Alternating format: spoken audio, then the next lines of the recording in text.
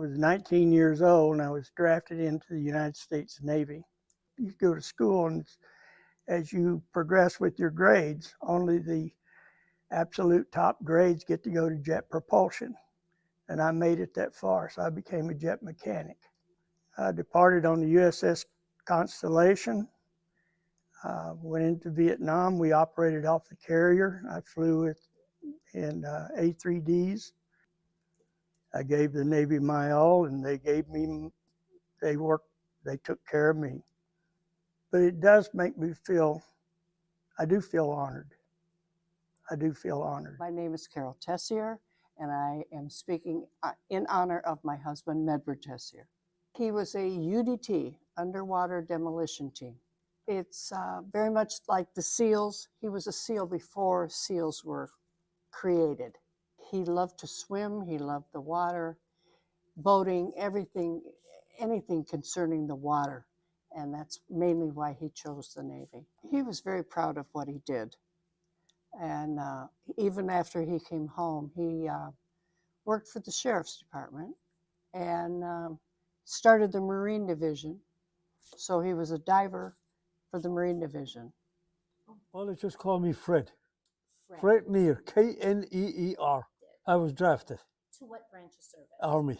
I had to go for my physical between Christmas and New Year's 1952. I was 21. 21.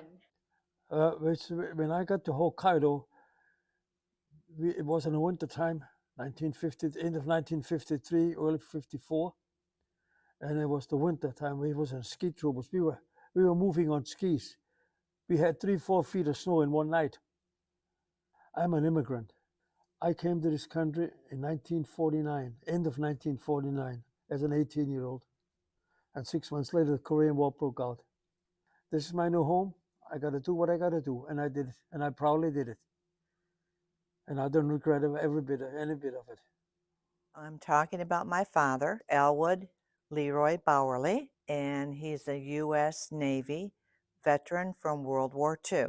My dad was known as Uncle Al to everyone in the community. Uncle Al was always there for everybody. He always gave you a smile. He listened to your stories. He also had a lot of stories to share and was very interested in everyone in his community.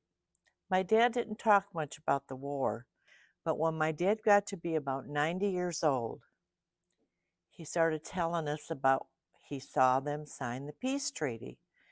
And I said, Dad, what are you talking about? He said, I saw them, Japanese, with the men with the black tall hats, get on board the Mighty Mo in Tokyo Bay. And he told me the time and the date. What was it? September the 2nd, 1945. He was stationed on the USS Indiana. And he was watching the men with the tall hats go onto the ship, and they signed the peace treaty. And he said the sky was black everywhere with planes. It means a lot that the City of DeBary would take the time out of their day and appreciate what our veterans in this country have done for us back in World War II, Vietnam, Korea, Afghanistan.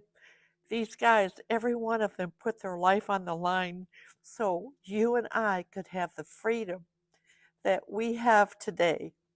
And I'm so grateful to the City of DeBary for doing this and honoring these veterans because they are truly our heroes.